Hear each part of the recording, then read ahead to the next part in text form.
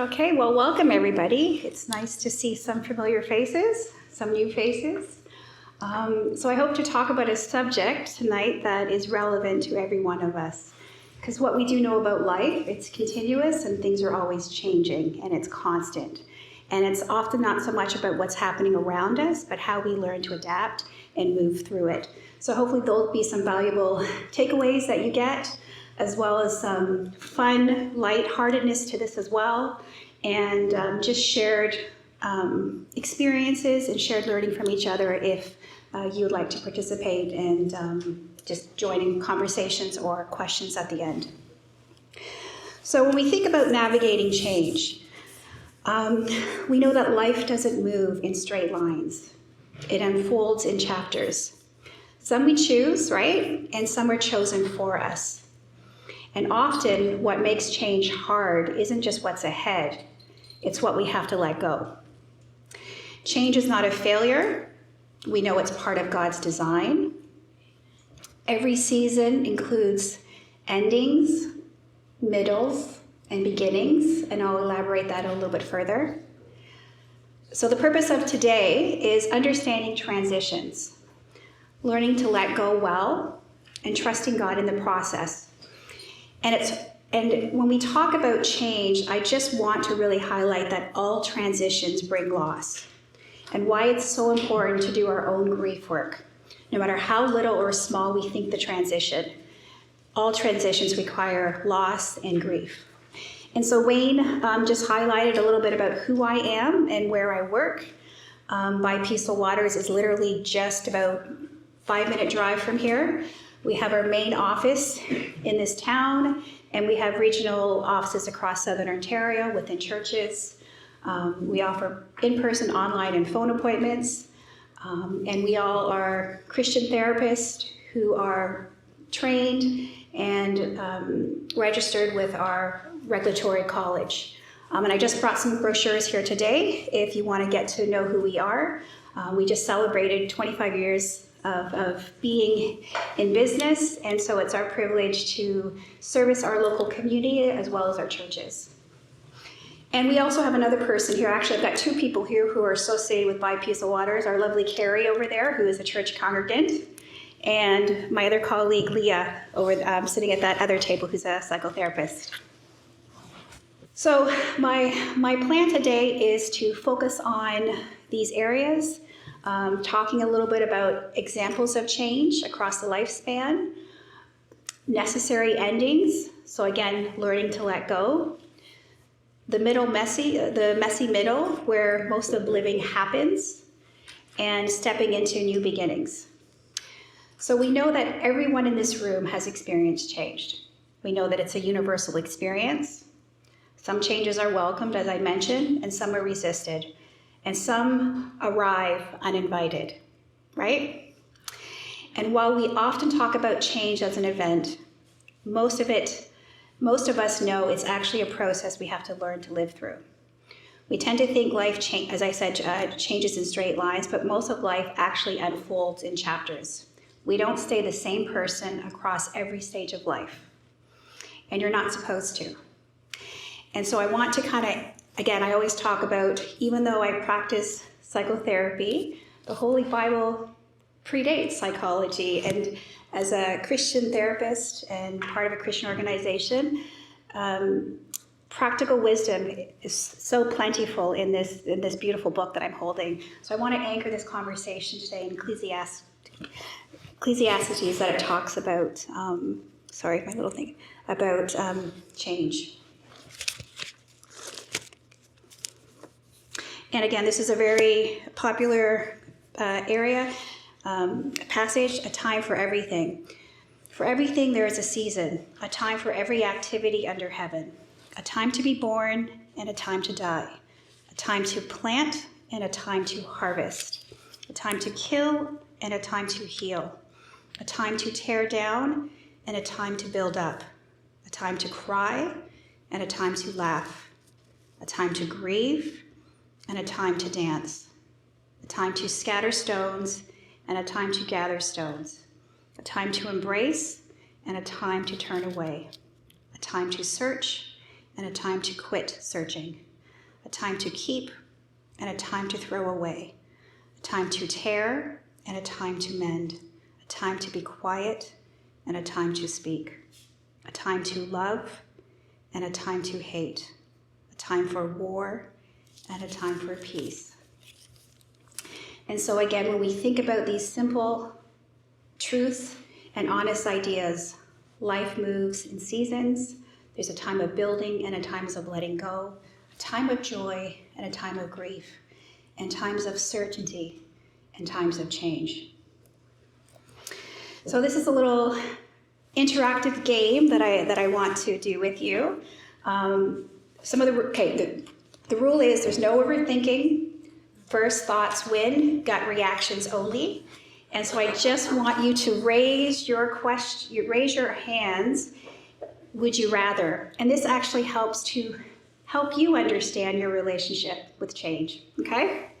So again, just raise your hands on would you rather. Would you rather try something new at a restaurant? Or always order your favorite? Okay. All right. Okay, so just make a mental note of your response there. Move to a new house or live in the same house forever? I know some of these are, iffy, right? But switch to a new phone. There's some IT people in the room who love technology, right? Or keep the same one for 5 years. Okay.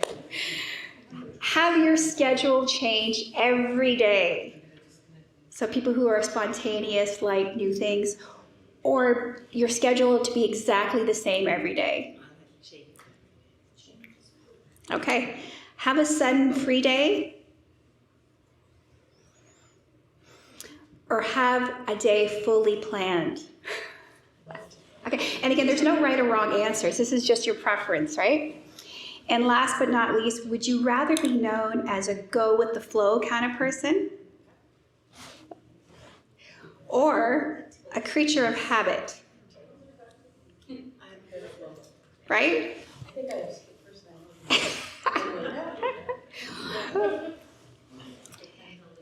And so this is just more kind of a popcorn response.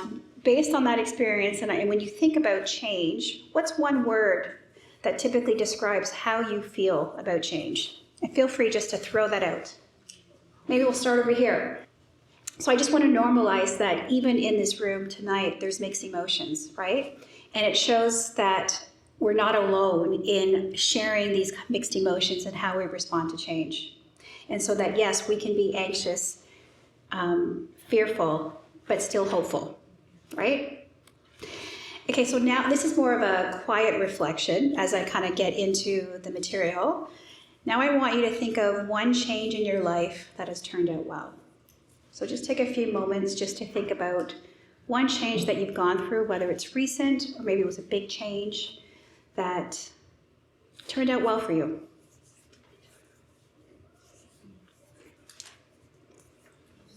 Okay. And then now I want you to think of another change that you went through, and maybe it was the uninvited or the surprise that was really, really hard.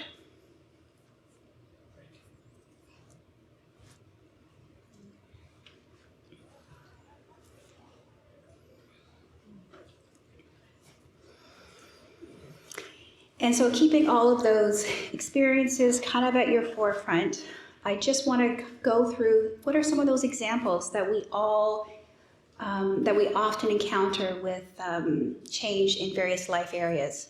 So again, I'll just start with relational to give some examples of what those changes might look like on a practical level. Again, some of those are marriage shifts, right? So again, whether we're getting married for the first time or things change in our marriage, right?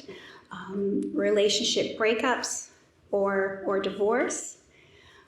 And I actually want to mention, just to give a little plug here for the relationships, breakup or divorce, that there is a singles ministry group here at Waterloo Mennonite Brethren. Julie Mills is the person, and so I said that I would just raise that tonight because we need community when we are going through loss and changes, and so that is a group that I've heard that's very impactful here, and so I just wanted to do a little plug for her. Parenting transitions, whether we are in the early stage, we know that raising young children is actually one of the most stressful life stages because you're so busy.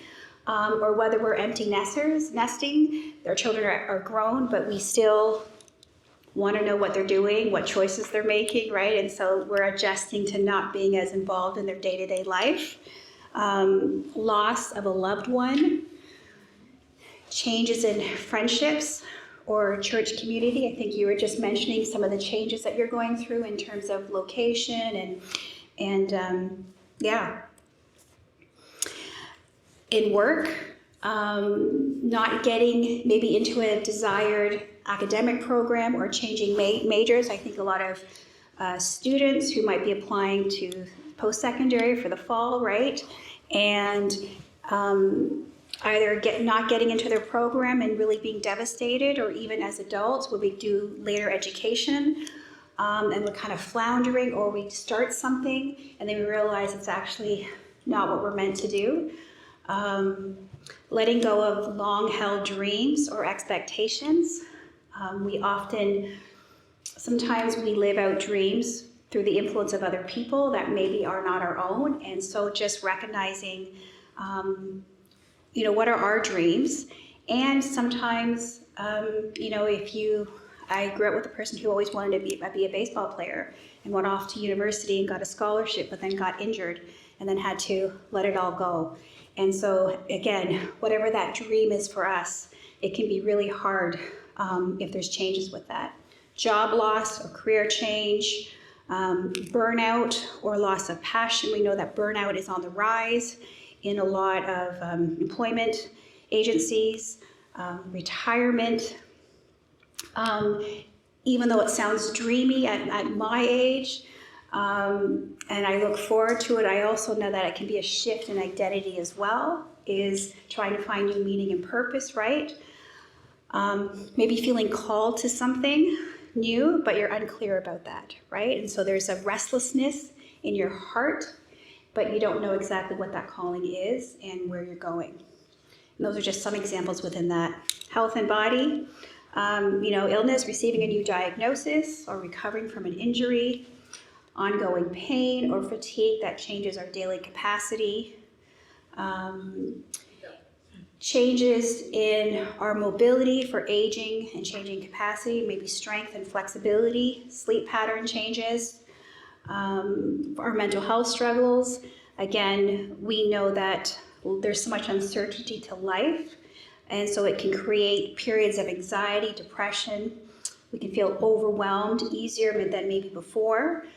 Changes in stress tolerance, maybe recovering from emotional exhaustion, or showing trauma symptoms like I've spoken before, but in the workshops here around trauma. And so these changes can affect how safe or steady life may feel eternally. Body image, I was just noticing, while I'm using the washroom here, I've got this streak right down my hair, and I'm thinking to myself, I should have dyed my hair before I came here tonight. It's like, whatever. It's just the reality. And I was thinking, and then I thought of my son who said, Mom, can you just keep dyeing your hair until I finished high school? And I'm like, okay, fine, but my body is changing and I just have to accept it, right?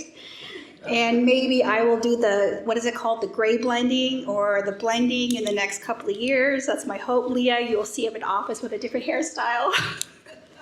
But I'm not quite there yet. That's a playful example of just sometimes letting go of earlier self-images or comparisons, right? And just being comfortable within our own body, our own appearance.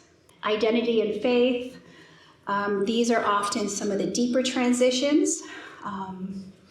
And these are more internal than external, how we see ourselves, what we believe, and what we thought was stable. So again, when change is happening, we can waver on beliefs. It can deepen our faith.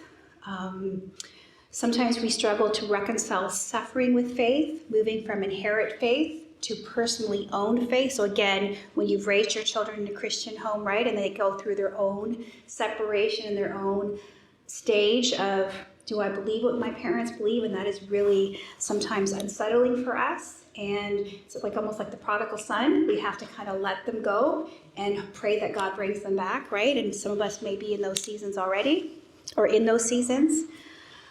Kind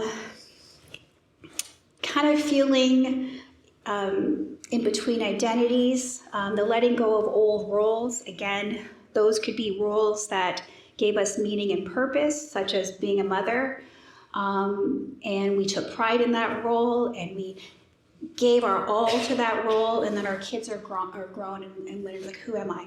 What do I want to do, right? And so that can be really challenging. Or, you know, if we are known for being the helper in the family, sometimes, you know, we are actually really good at helping, but then sometimes we can overextend ourselves to our own depletion. So again, it's just recognizing that it's important to normalize that we go through identity shifts and faith as well through periods of change. And so necessary endings.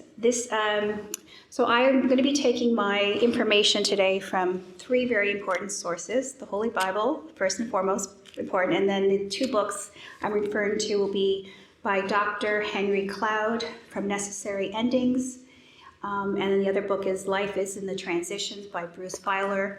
There's a handout on your table that kind of references the practical steps and how to navigate this season. Dr. Henry Cloud is a clinical psychologist and a Christian author. You may know some of his books. He's written many books about boundaries. And so necessary endings, just by the title, is that sometimes things just need to come to an end, right? And so endings are necessary, but the truth is we don't do them well. Who navigates change incredibly well at this point? Is there anybody in the room? Right. It's very subjective because depending on the change, right? But, and so most of us struggle with this, and we either avoid it or we actually botch it, right? We actually don't do a very good job. And so what are maybe some of the reasons we avoid endings? If again, the first bullet is really more about a relationship. Sometimes we don't know if we're wondering if, there's still a possibility that this person can make significant changes, right? And so, or we're afraid of the unknown. Someone used the term fear, right, earlier. Maybe we're afraid of confrontation, or we're afraid of hurting someone. We're kind of going against the norm in our family or the expectations, or we're people pleasers and we worry more about what people think about versus honoring who we are and what we need to do for ourselves to protect our well-being. We're afraid of letting go because, as I mentioned earlier, grief is always a part of loss, right? And it doesn't matter how small, it's a change in your life circumstance, and so there's usually sadness associated with that. And as mentioned, we don't typically, most of us sometimes struggle with executing endings well, right? Or we already have painful endings in our personal history, so we avoid other ones, right? It brings back memories for us. And when they are forced upon us, I think somebody had mentioned earlier, we don't know how to process them, so we sink or flounder, right? We do nothing. And if we don't learn from change that is brought into our life, we tend to repeat the same mistakes over and over. So what are the 3 types of endings that I'm referring to, or that Dr. Cloud speaks about? And this is the good one that has run its course. So just think about that. The good one that has run its course. This is something that was genuinely good for you. It was meaningful.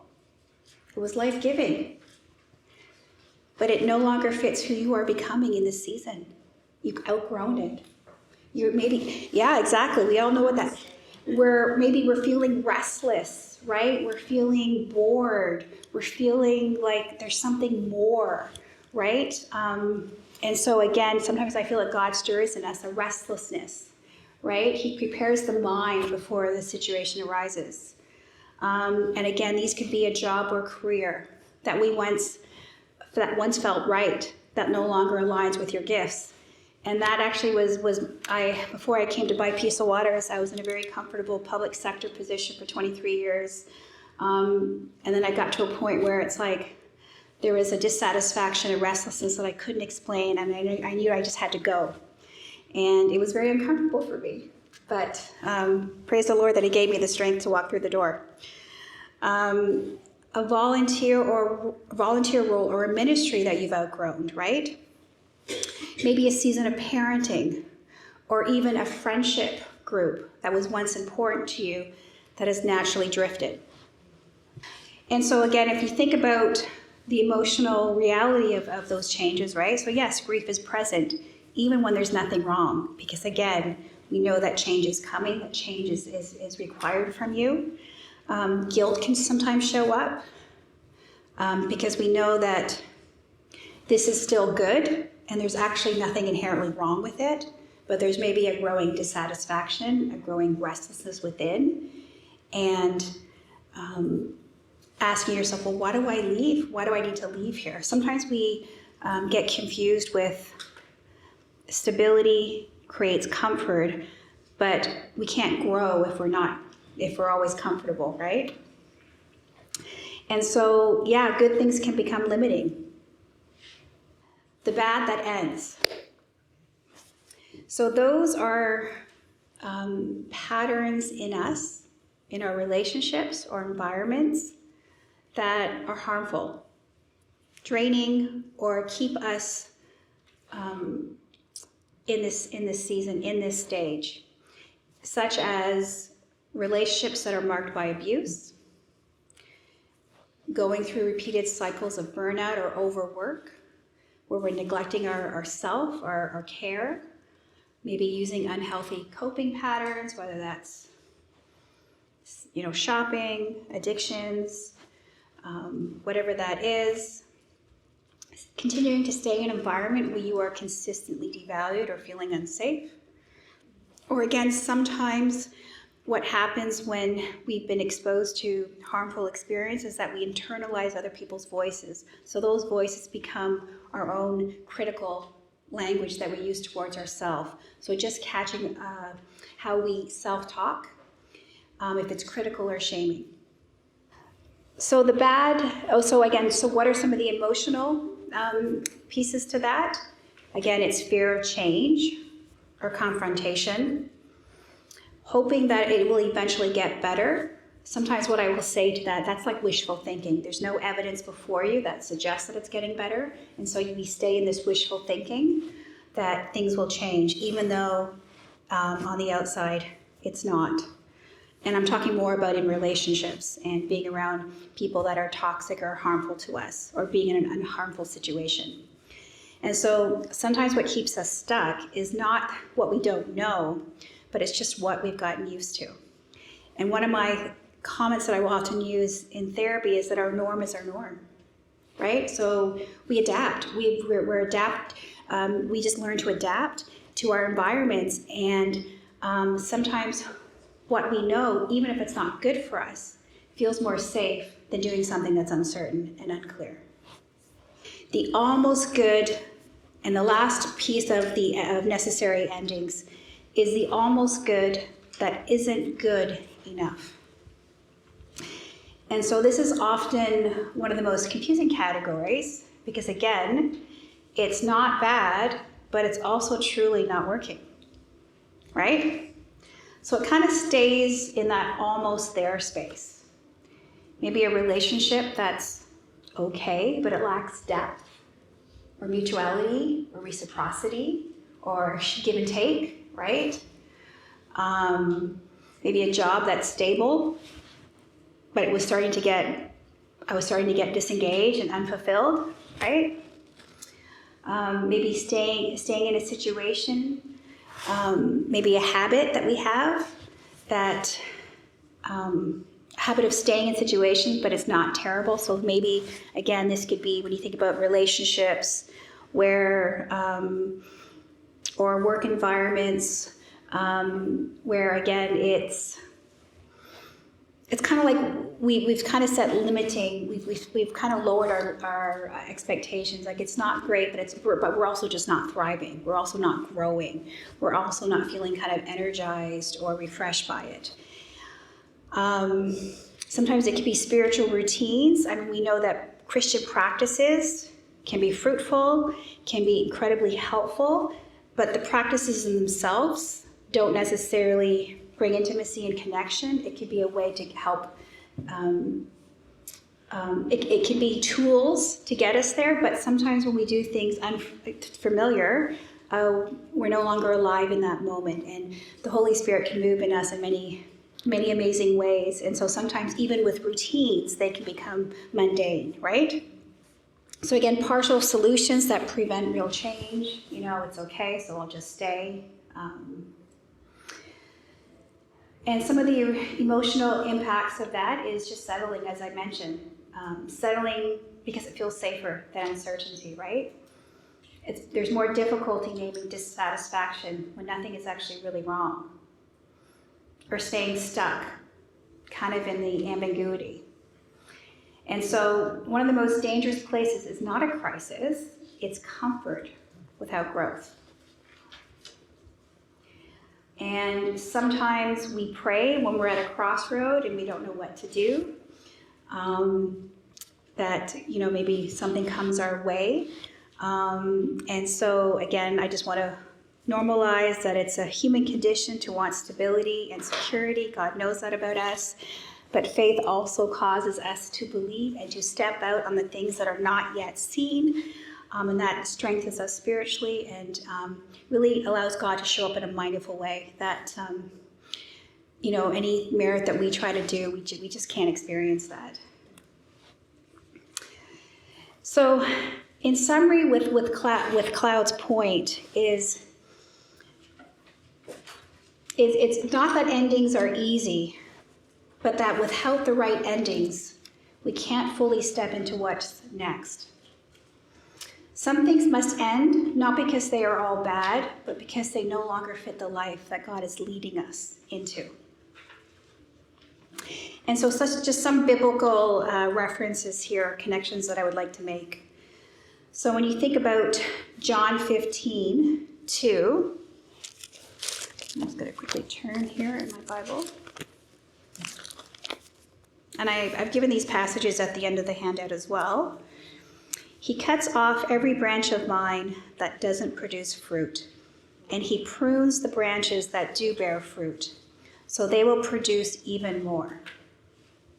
So God removes what is not producing spiritual fruit, and he carefully refines what is, so that you can grow and become more fruitful. This verse highlights both accountability and fruitful branches don't remain, and growth through pruning. Even healthy parts are shaped for greater purpose, right? May that be an encourager. The other quick verse is Genesis 12, the call of Abraham to leave his country, right? His people, his father's household, and go to a land that God will show him. This is a step into the unknown. It's based purely on trust. And so this whole chapter really emphasized trusting God in uncertainty, obedience before clarity, God's covenant promises, being blessed to be a blessing, and our human weakness of wavering, of doubting, of complaining, alongside God's faithfulness in us, right? And I think as Christians, sometimes in those moments of doubt myself, I try to remind myself or I go back to where I've kept a record. And that's why I think it's so important to map it, where God has been faithful, where God has shown up, because he has shown up in your life. And sometimes we forget that. And so just falling back to concrete examples where he has shown up can really give us the strength and the endurance to pursue in seasons of uncertainty. The messy middle. What is that? So Bruce Feiler is an American author. This is the other book that I'm referring to. He's a journalist and a speaker, known for writing about family life, identity, and navigating major transition. He has a Jewish background and engages with faith. He studied hundreds of life stories and discovered something surprising. And some of these stats might be surprising for you. People don't actually live in neat chapters of stability. Instead, most of life is shaped by transitions, and many of them overlap. So he challenges some of those common assumptions that we make when we think about transitions. We often think stable periods are interrupted by change, but in reality, life is a continuous series of transitions. The average person will go through one disruption every 12 to 18 months. Top emotions in transitions are fear, sadness, shame, guilt, anger, and loneliness. Very many of those feelings that you guys mentioned today. We go through 3 to 5 life quakes in our life, and that's a language that he uses. And life quakes really are those major disruptions that literally shake up your life and force transition. Not everyday stress. These are events or seasons that break your normal way of living and require you to adapt, rebuild, or reimagine your life. It interrupts your normal routines and require you to create a new way of living. Any of us been through that? Yeah, exactly, right? Many. And so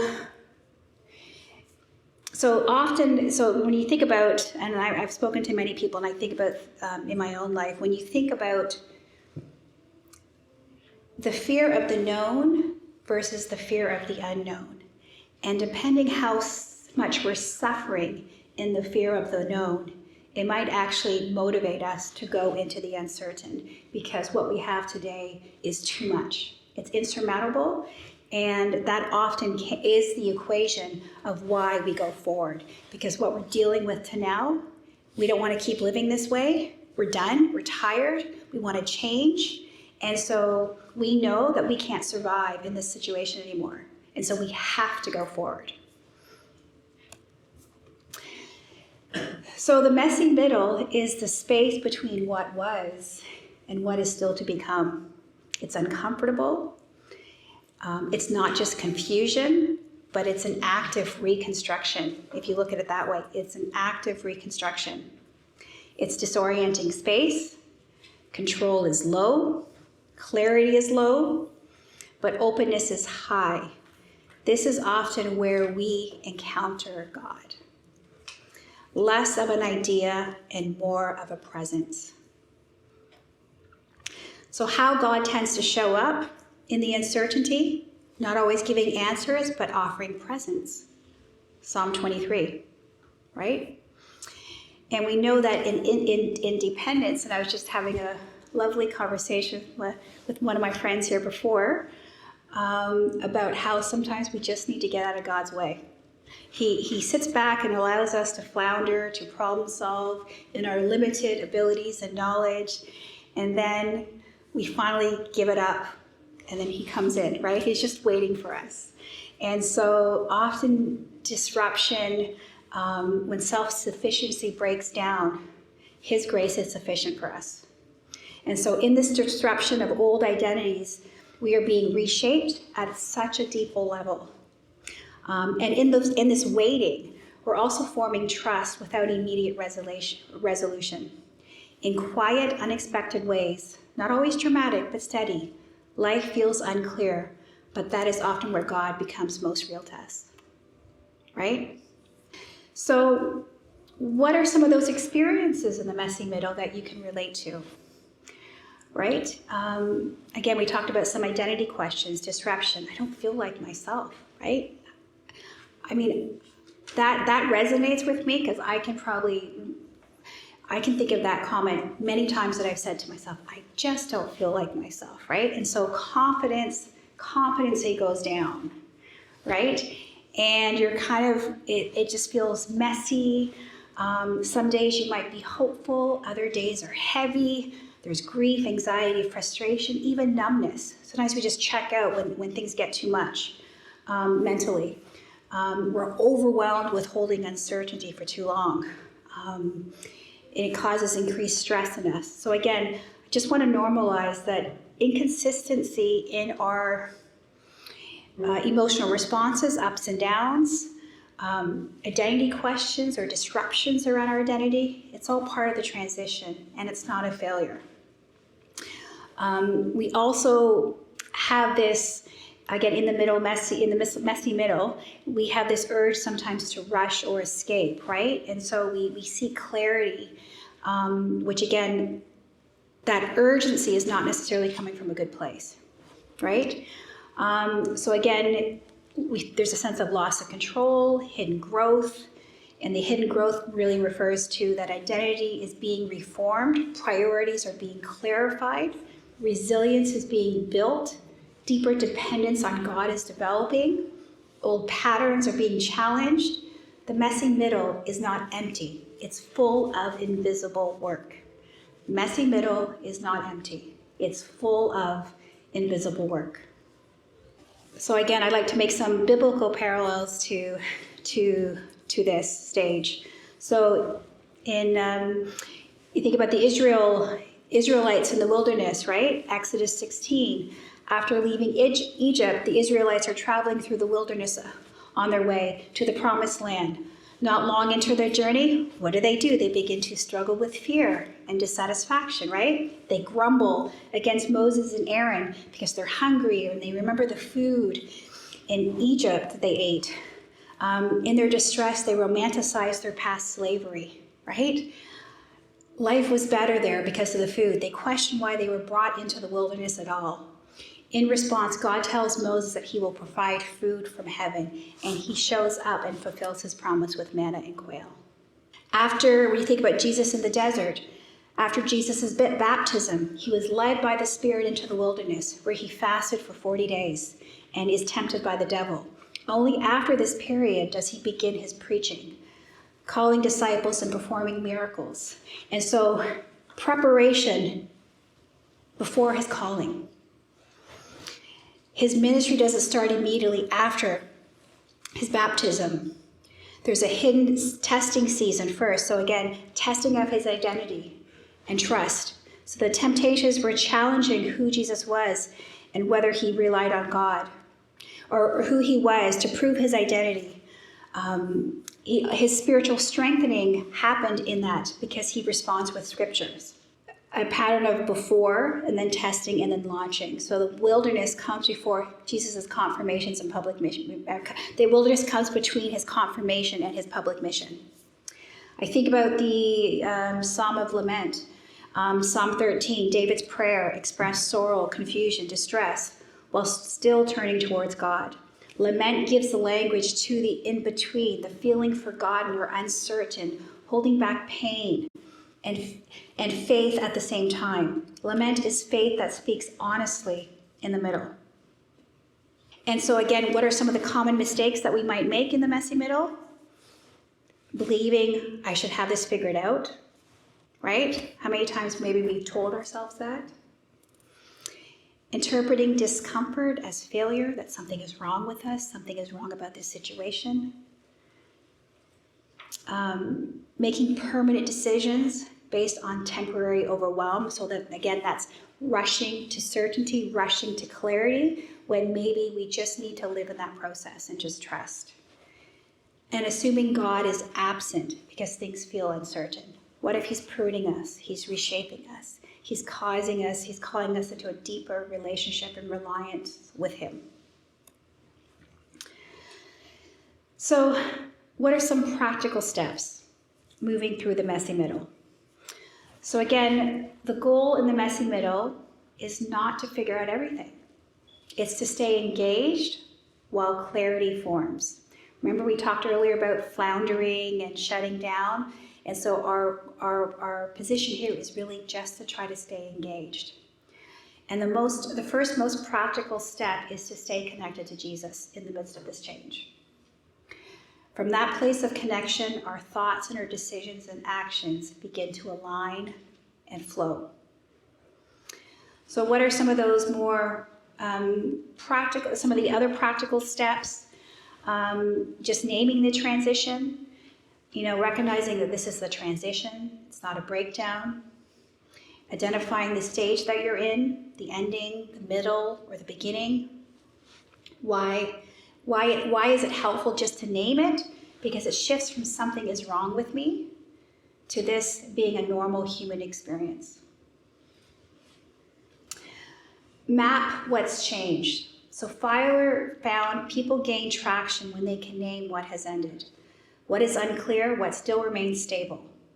Or what have I lost? What is still here and what is uncertain? So just notice or just map what's actually changed in your life, right? Expect identity disruption. So again, feeling not like yourself is part of the process. Old roles are loosening before the new ones are forming. This isn't me falling apart. This is just me in transition. And again, it's also worthwhile noting, what is your pattern? What is your typical response through transitions? Do you avoid? Do you try to control it? Or do you shut down? So again, even just kind of like that little icebreaker question that I asked you in the beginning about your relationship to change and your preference, right? We sometimes have patterns in how we respond to things. And so again, it's just worth noting, what is your pattern when change shows up? Do you avoid? Do you try to control, rush to kind of clarity? Or do you just kind of disconnect, shut down, freeze? Run small experiments. Instead of waiting for clarity, try taking small, low-risk steps. Test the new directions. Explore. Don't commit too quickly. This could be like a new routine before changing your whole lifestyle. Explore a new role, maybe an interest in part-time, or have conversations instead of making immediate decisions. Clarity comes from action, not just thinking. Creating a structure in the uncertainty. So even when life feels unstable, keep small daily rhythms, whether that's sleep, meals, movement, prayer time. Just maintain a few consistent anchors. We know that consistency does create predictability. Predictability can create safety. So again, as even though some of us might appreciate more spontaneity, we're open to change, we do like some familiarity, right? And that's just how we've been kind of wired.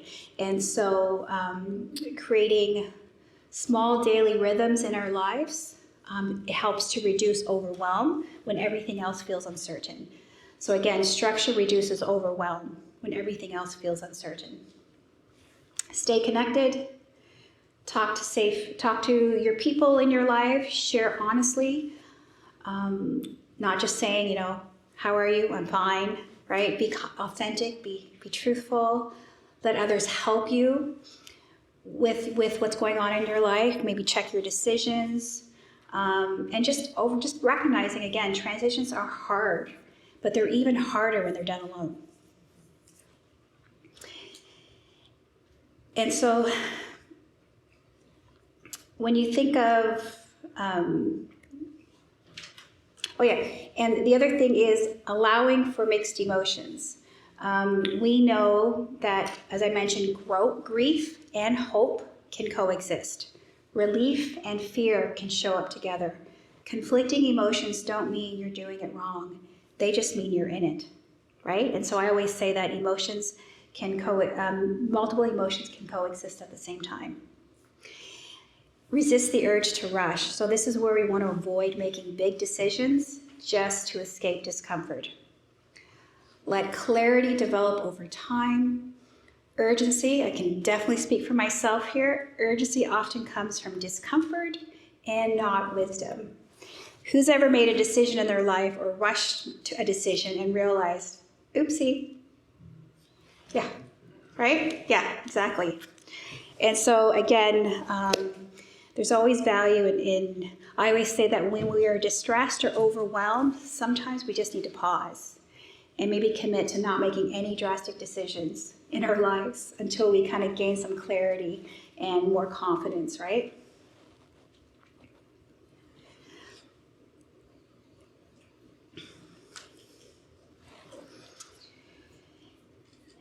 And so the messy middle, and just in terms of just a closing, just a summary for this, the messy middle is often where we feel the most uncertain, but it's also where the deepest transformation happens. Not because everything is clear, but because we are being changed within it. If we don't rush the middle, we begin to notice something, small signs of new life, and that's where new beginnings start. Not all at once, but step by step by step.